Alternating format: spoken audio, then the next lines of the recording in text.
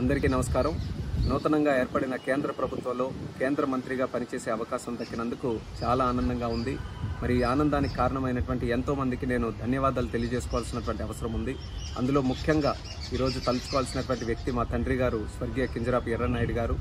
ఆయన చనిపోయిన దగ్గర నుంచి కూడా నాకు నిరంతరం వెన్ను తట్టుతూ పైనుంచి ఆశీర్వాదం ఎప్పుడు కూడా అందిస్తూనే ఉన్నారు.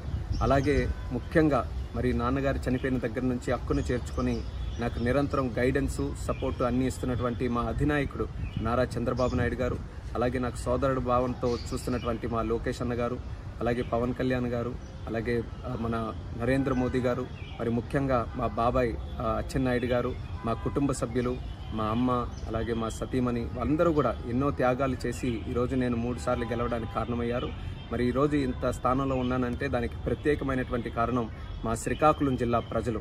మీరు నా మీద చూపిస్తున్నటువంటి ప్రేమ అభిమానం ఎంతవరకు తీసుకొని వచ్చిందో ఈరోజు ప్రత్యేకంగా మీరందరూ కూడా చూస్తున్నారు. దానికి మా శ్రీకాకుళం జిల్లా ప్రజలందరికీ కూడా శిరస్సు వంచి పాదాభివందనం తెలియజేసుకుంటున్నాను. అలాగే తెలుగు ప్రజలు, తెలుగుదేశం పార్టీ కార్యకర్తలు, జనసేన, భారతీయ జనతా పార్టీ కార్యకర్తలు అందరూ కూడా కలిసికట్టుగా మొన్న ఎన్నికల్లో పోటీ చేసి ఒక హిస్టారిక్ విక్టరీని, ల్యాండ్ స్లైడ్ విక్టరీని ఎన్డీఏ ప్రభుత్వానికి రాష్ట్రంలో, కేంద్రంలో ఇవ్వడం జరిగింది. దాని కారణంగానే ఈరోజు ఆంధ్రప్రదేశ్ రాష్ట్ర భవిష్యత్తు చాలా ఉజ్వలంగా ఈరోజు మనందరికీ కూడా కనిపిస్తుంది. అందులో పనిచేసే అవకాశం ఈరోజు చంద్రబాబు నాయుడు గారి నేతృత్వంలో, మోదీ గారి నేతృత్వంలో మాకు కలగడం అనేది మా అదృష్టంగా భావిస్తున్నాం. ఈ పదవి మా ఒక్కరిదే కాదు, ఆంధ్రప్రదేశ్ రాష్ట్ర ప్రజలదనేది మళ్ళీ గుర్తు చేస్తున్నాను.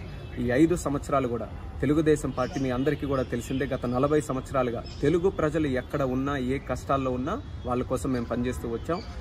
ఈ 5 సంవత్సరాలు కూడా మీకు ఇచ్చినటువంటి హామీలు, మేనిఫెస్టోలు, అలాగే మీకు ఇచ్చిన ఇన్సూరెన్సెస్ అన్నీ కూడా ఫుల్ఫిల్ చేయడానికి రాష్ట్ర ప్రభుత్వం తరఫున, కేంద్ర ప్రభుత్వం తరఫున మా యొక్క సహాయ సహకారాలన్నీ కూడా శక్తి వంచన లేకుండా పనిచేసి మీ అందరికీ కూడా న్యాయం చేయడానికి, మన రాష్ట్రాన్ని అభివృద్ధి చేయడానికి మేము అందరం కూడా కష్టపడతామని తెలియజేసుకుంటున్నాం. మరి ముఖ్యంగా ఆంధ్రప్రదేశ్ రాష్ట్రాన్ని మళ్ళీ అభివృద్ధి పటంలో నడిపి దేశంలోనే నెంబర్ 1 రాష్ట్రంగా మనం తయారు చేయాలి. అదే మా అందరి తాలూకు లక్ష్యం. దానికి